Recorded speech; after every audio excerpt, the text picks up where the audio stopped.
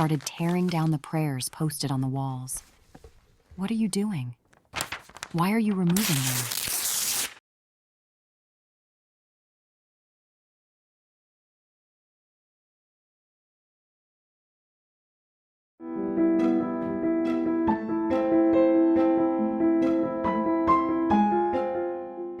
The nightmarish journey that unfolded many years ago had its roots in a religious group I briefly joined. A close friend lured me in with the promise of prosperity that this faith supposedly offered, introducing me to a peculiar daily practice. Each night, right at the stroke of midnight, we would ignite a candle, recite a prayer that seemed more like an incantation, and conclude the ritual by burning the paper upon which the prayer was inscribed. In less than a month, a series of unusual misfortunes occurred. My 6-year-old son got his hand caught in a door that had swung open due to the wind. But it didn't end there. My 11-year-old daughter was struck by a passing bicycle, resulting in a serious knee injury. What puzzled me was that these unfortunate incidents persisted just after I started the nightly prayers. My daughter even developed a mysterious high fever, and I couldn't help but wonder if our nightly prayers had somehow invited malevolent forces. On a fateful night, the piercing scream of my daughter echoed from her bedroom. Alarmed, I rushed over to her and asked, "Honey, what happened?" She proceeded to recount a chilling encounter.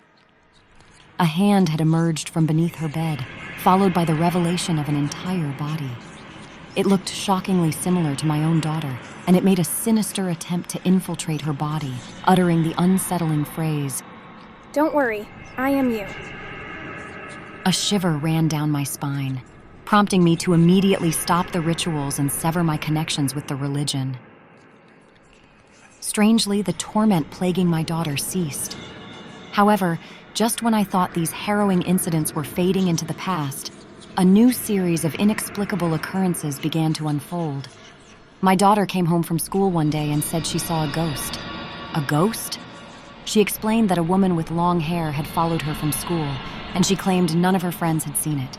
She boasted that only she could see the ghost. I felt as though I'd been hit by a bus. I thought it was all over, but it seemed my daughter had been seeing ghosts for some time. Moreover, she began recounting private conversations between my husband and me that should have been beyond her knowledge. She repeated our private conversations verbatim, and she started seeing and hearing things she shouldn't. One day, I saw my daughter talking and acting as if someone was there in front of her. She complained that the ghosts were pulling her clothes and harassing her. Gradually, she began engaging in dialogues with these entities, and it seemed they could make physical contact with her. Each day, I felt my sanity slipping away. One day, I happened upon a television program recounting a chilling narrative. The individual was possessed by a malevolent entity, and in order to escape from possession, people around the possessed continuously recited a prayer. I was so scared and desperate that the image of that people reciting the prayer stuck vividly in my mind. The next day, out of desperation, I visited a nearby church. There, I encountered what's called a Nicene Creed, which many recited in their devotions. Although I didn't entirely understand its essence, I transcribed it onto a piece of paper. The prayer begins like this: "I believe in one God, the Father Almighty, maker of heaven and earth, of all things visible and invisible." With a fervent hope that my daughter's condition might improve, I began posting the prayers in various locations throughout the house, on windows, walls, picture frames, and especially in her room. That night, I experienced a vivid dream. I found myself seated on my daughter's bed, and a woman with white hair crawled out from under the bed, accompanied by eerie human forms in the room. I realized that these were the ghosts tormenting my daughter. They were exiting the room slowly, one by one, and as I watched, a ghostly man wearing ragged clothes spoke to me. "You summon us with your nightly prayers. You extended an invitation through your prayers, and now you're trying to drive us away?" I awoke with his words echoing in my ears, remembering forgotten details. The eerie feeling I experienced during those nightly rituals wasn't a figment of my imagination. Our nightly rituals had inadvertently attracted various malevolent spirits to our home, the source of my daughter's supernatural visions. I felt an overwhelming sense of responsibility for these events. At the same time, I felt relieved in witnessing the spirits departing from my daughter's room in my dreams. From that day on, my daughter had no more encounters with those eerie entities. However, a few days later, when my daughter returned from school, she started tearing down the prayers posted on the walls. What are you doing? Why are you removing them? My friends are all gone. They have left and I can't see them anymore. But how did she come to know that those prayers I had posted on the walls have drove those malevolent spirits away?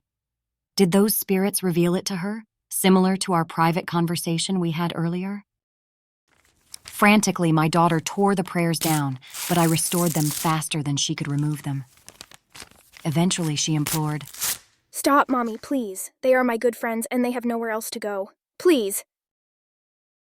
A few hours later, she finally relented and gazed out of the window, exclaiming, My friends, they're standing over there and looking at me for help. Oh my, they are still here, which means they can come back at any time. Without my daughter knowing, I posted more prayers outside her window. After some time, with tears streaming down her face, she said they all have left. Thankfully, after that episode, my daughter ceased to encounter those eerie entities she called friends.